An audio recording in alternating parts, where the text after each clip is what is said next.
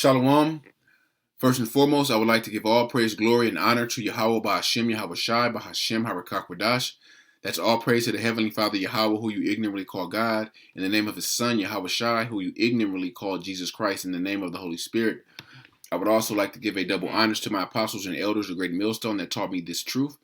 And I would like to say a sincere shalom to the hopeful elect, scattered throughout the four winds of the world, the men that are prophesying and laboring in this truth and in this doctrine. To you I say shalom, okay? The title of this lesson is Desperate Times as More Shutdowns Loom, all right? And this is in reference to a lot of these, the majority of these small business owners that are catching hell right now, that are desperately trying to hang on by a limb, all right? You know, they've taken out these loans from the government, and that's still not enough, all right? They opened their businesses back up, but business as certain states have limited the capacity that they can have in their restaurants or whatever to 20%, 30%. And at the end of the day, it's still not enough. All right, because it's a chain reaction of events where it's only a certain amount of people that still are doing all right, that have money, and they're still, catching hell. They're still living check to check. All right. And a lot of these people are becoming lazy, where they just want to get the shit Postmate or Uber Eats or whatever.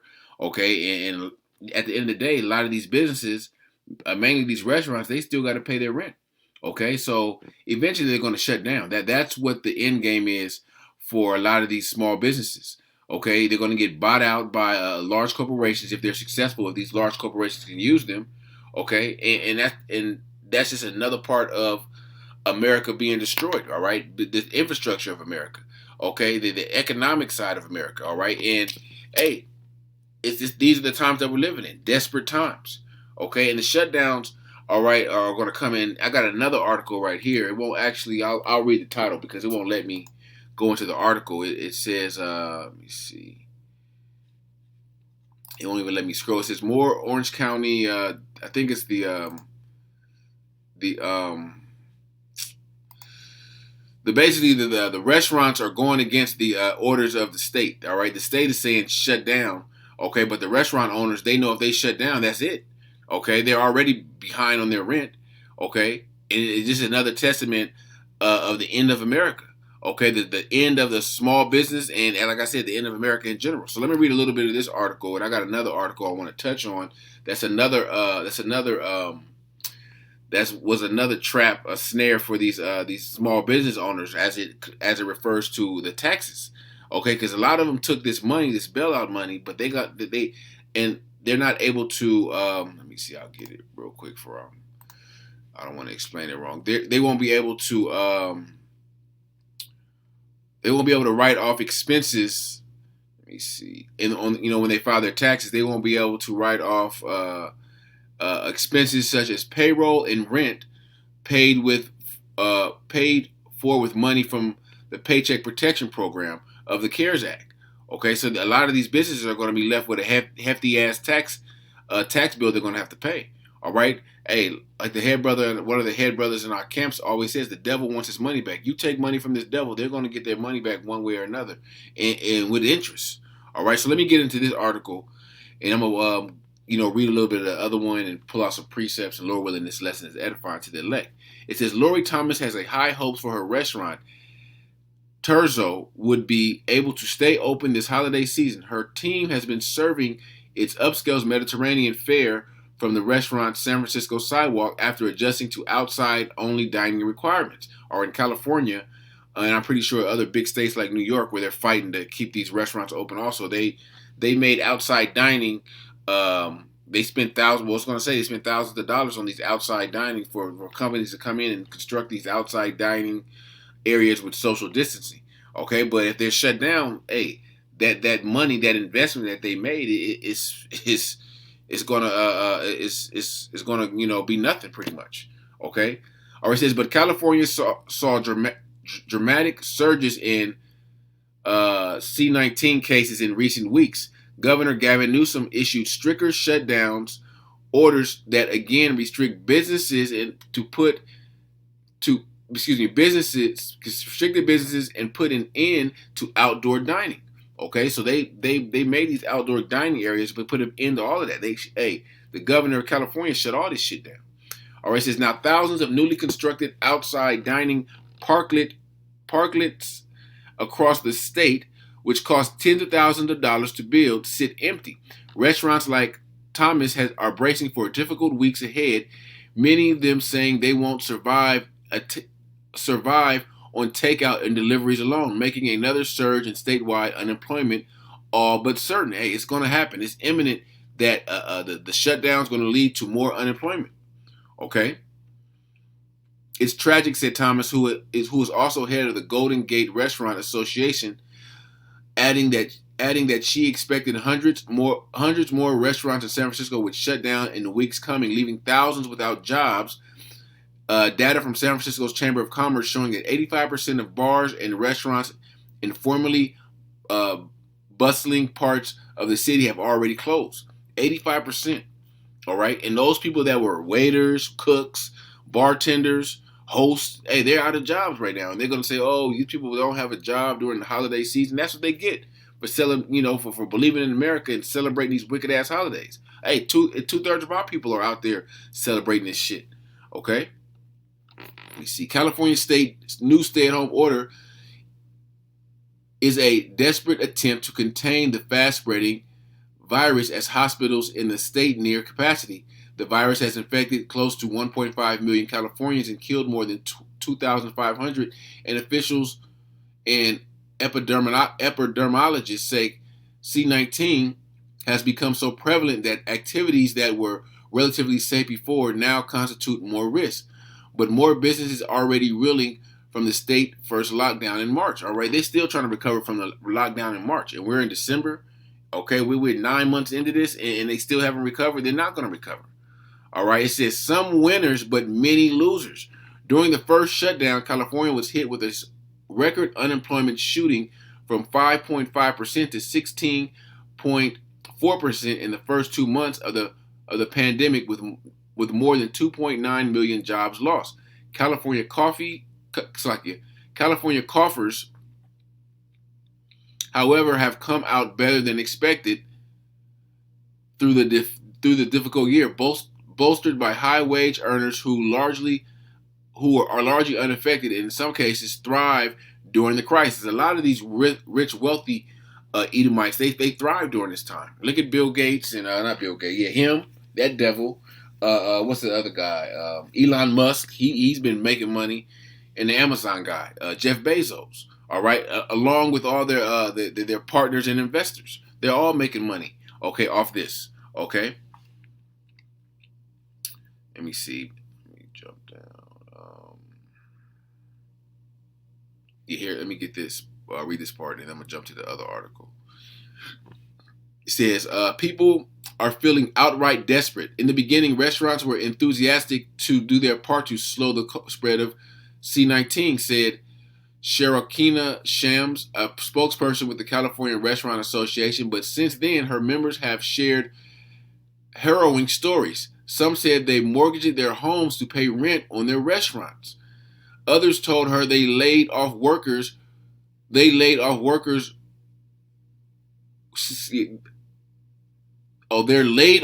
were living in their cars. In the same story of the last 8 months, she said only when you are 8 months into a global pandemic and the story doesn't change. The people who started out frustrated today are feeling outright desperate. In desperate times, people are going to resort to desperate measures. All right, hey, that's when they're going to take matters into their own hand. That's when the love of many is going to wax cold. All right, Thomas, the Terzo owner, had to let go of 52 employees. Had to let go of 52 employees last week when the restaurant shut its doors for the season, only retaining 5 members of her staff to help run other restaurants. Rose Cafe, for a bare bones takeout operation, she's still not certain that business will survive. Oh, so they're catching hell right now. All right, and another reason to add to this is when, like I said, I was referring to the tax situation where they passed this right under everyone's nose. Or at least these business owners, they don't know that this is coming when they file their taxes. It says small businesses that took PPP aid may now face a punishing tax bill. All right, and a majority of these businesses that are struggling right now took this tax took this ta- this aid. Okay, a recent IRS ruling typing up a loose end in the 2020 economic relief law could force many small businesses to pay taxes on government aid meant to help through the pandemic. The agency on November 18 said the businesses cannot deduct expenses such as payroll and rent paid with the money from the Paycheck Protection Program of the CARES Act. Such deductions are common when those expenses are paid for with revenue from running a business. It says the ruling hardened a divide between Trump administration and the main tax writers in Congress, who have sought since the C-19 outbreak produced an economic slowdown to ensure that aid to businesses not be taxed. Or they didn't tax you. They didn't say that they weren't going to tax you. All right, but at the end of the day, they're taxing you. Okay, the IRS decision got lost in the swirl of news out of Washington last week, including that the Treasury Department moved to restrict the Federal Reserve emergency lending. Treasury Secretary Stephen Mnuchin opposed PPP-related deductions for businesses in negotiations with Congress earlier this year. All right, let me actually, it's going to give you an example. I don't know, where is it?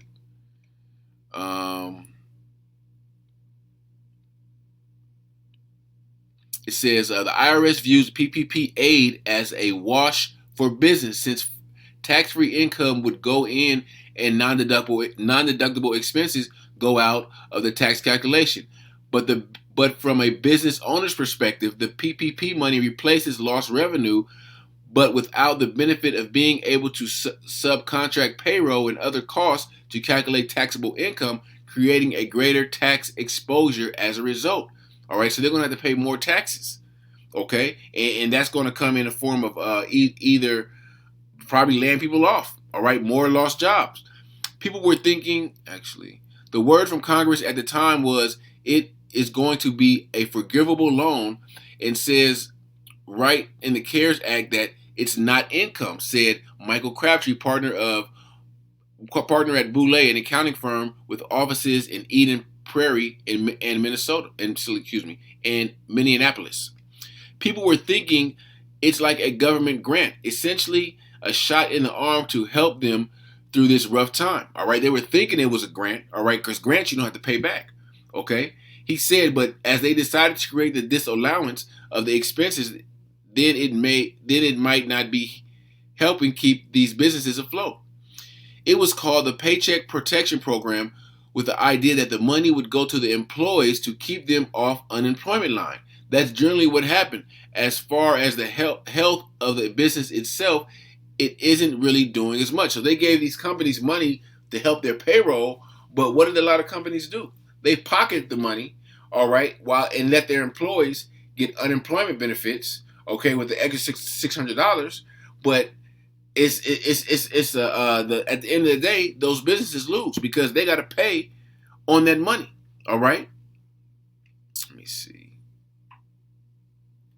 In a statement, Grassley and Wyden said the ruling by the IRS and Treasury increases the tax burden on small businesses by accelerating their tax liability, all at a time when many businesses continue to struggle and some are again beginning to close. Small businesses need to help maintaining their cash flow, not more strain on it. All right, and at the end of the day, this is all about Esau's plan to cripple these small businesses. All right, let me try to pull this. Actually, let me try to pull this article up again, and so you can just see the title, because it's clearly a clear divide. Let's see, it pop up. I'll just read the title. It says, more Orange County restaurants decide to stay open, declaring their views on Instagram. So they're blatantly going against the request of the governor of California, okay, for the shutdown. And also the sheriff out there in, I think, Riverside County, he also said that he wouldn't enforce the shutdown, that was put on those people. So it's a clear divide in these people. It's a clear divide in Babylon. All right, you're gonna have, and it's gonna result in uprising of the people. It's gonna result in class wars, race wars. All right, states talking about becoming independent from America. Okay, this is all a part of that great divide that's taking place here in America. This is the book of Mark, chapter 3, and verse 24. And if a kingdom, actually 23, this is talking about Yahweh Shai, and he called them unto him and said unto them in parables, how can Satan cast out Satan? If a kingdom be divided against itself, that kingdom cannot stand. And if a house be divided against itself, that house cannot stand. And if Satan rise up against Satan and is divided, he cannot stand, but has an end. And the end is, you're seeing the end of America. Okay, Satan is casting out Satan. All right, the house is divided. This kingdom is divided. Okay, it's divided amongst the Israelites and the Edomites, the Democrats and the Republicans. All right, at the end of the day, you're gonna have to pick a side: the righteous and the wicked. Okay. Let me start up here. Let me go back to Isaiah 19, and I'm sorry, at verse 14. The Lord hath mingled a perverse spirit in the midst thereof, and they have caused Egypt to err in every work thereof, as a drunken man staggereth in his vomit. And Egypt is Egypt is speaking of is Babylon. Okay, and they're erring in everything they put their hand to. All right, they try to have a bailout here, a stimulus here. All that shit's gonna fail. All right, and all you people that believe in America, you're gonna go down right along with it, because you think this place is gonna thrive again. All right, you think this place is gonna be resuscitated. Okay, you think this place is through. This place is on life support, and the Most High is about to pull the plug. Okay, it says, in that day Egypt shall be like unto women. Actually, verse 15, Salakia. Neither shall there be any work for Egypt which the head or tail, branch or rust may do. There's not going to be any work here. You clearly see that.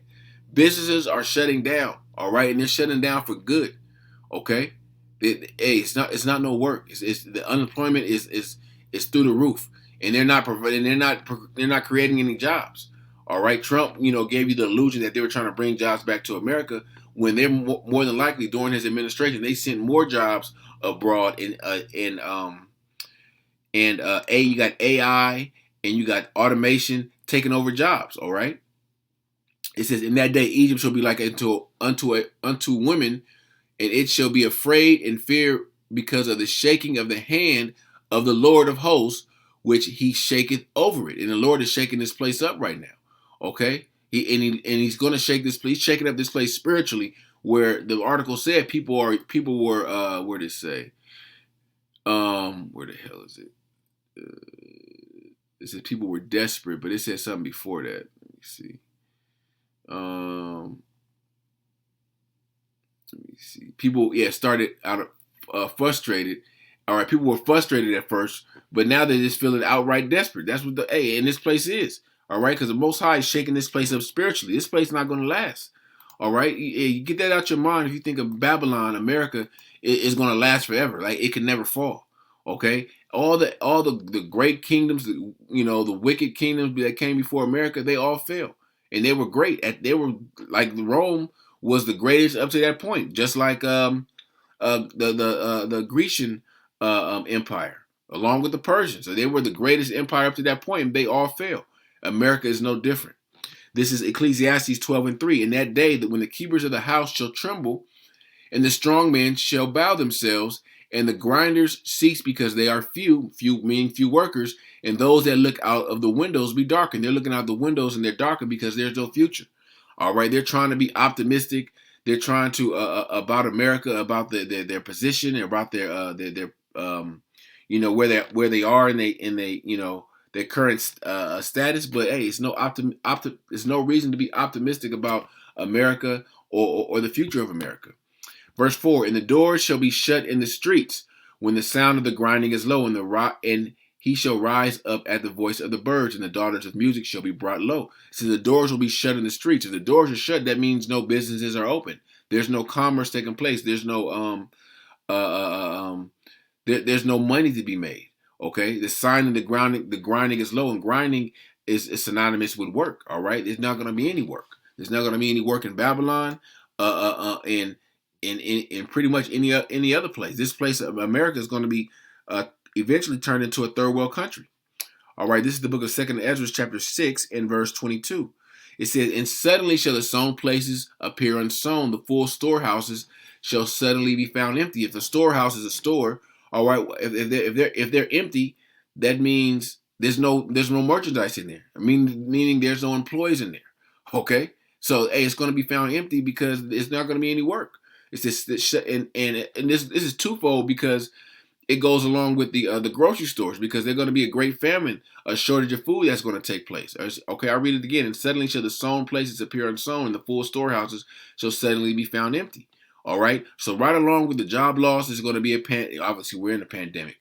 Okay, great pestilence, but it's going to be a food shortage, which no one is really talking about because they're worried about the election and all a whole bunch of folly and not concentrating on and can't see the prophecy unfolding and the things that's taking place.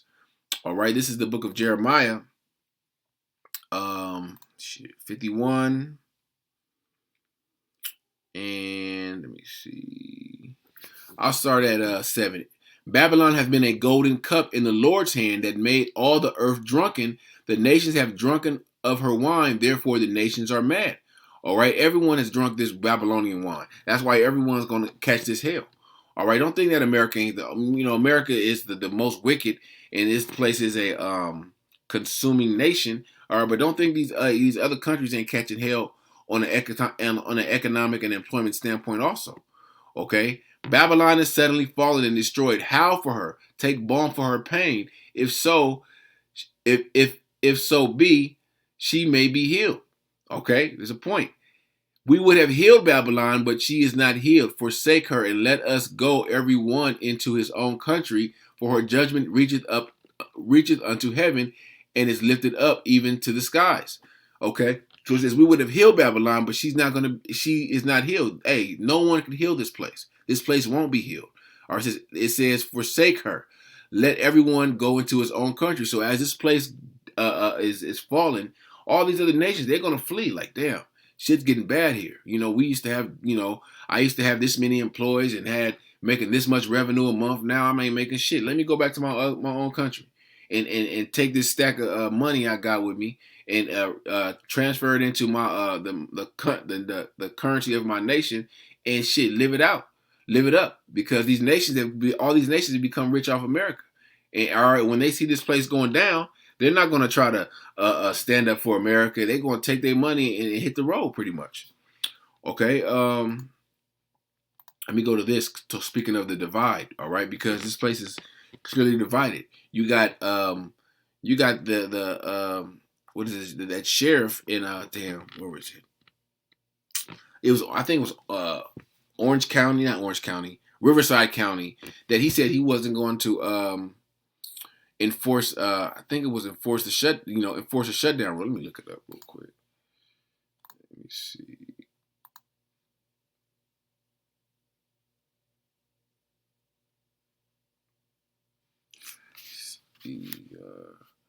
But there's clearly a divide. You got the restaurants saying that they're not going to shut down. All right.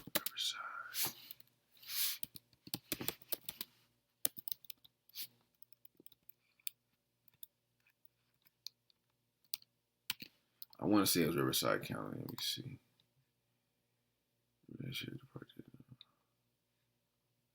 Yeah. No. Yeah, here it is. It says Riverside County. Of course, Satan. I'll just read the title. Riverside County Sheriff refuses to implement California Governor Newsom's lockdown orders. All right, so they're clearly at a divide. All right, they're supposed to be all on one accord. All these Edomites and the government and everything. It's a clear divide. All right, it's only going to get worse. This divide can't be mended. Okay. This is back in Matthew chapter 24 and verse 4. And Yahushua answered and said unto them, take heed that no man deceive you. For many shall come in my name, saying, I am Hamashiach, and shall deceive many. And ye shall hear of wars and rumors of wars. See that ye be not troubled, for all these things must come to pass, but the end is not yet. For nation shall rise against nation, and kingdom against kingdom, and there shall be famines and pestilence and earthquakes in diverse places. All these are the beginning of sorrows. All these things that happen in the beginning of sorrows. It's going to get worse. Okay, well, if you got a job now, you better, thank Yahweh Shema Shai that he's still providing for you. Because at the end of the day, if you fear the Lord, you're not going to take that vaccine. Therefore, because your jobs are going to come and they're going to be paid off to make you take that, or find another job, and that's the harsh reality of it. All right, so pretty soon, the job market is going to be, it's going to take another hit, but it may come back open because you're going to have some two-third niggas. You're going to have, of course, some Edomites and heathens that's going to take these shots to get those jobs. But at the end of the day, they're going to be destroyed too. Okay, so Lord willing, this lesson was edifying to the elect.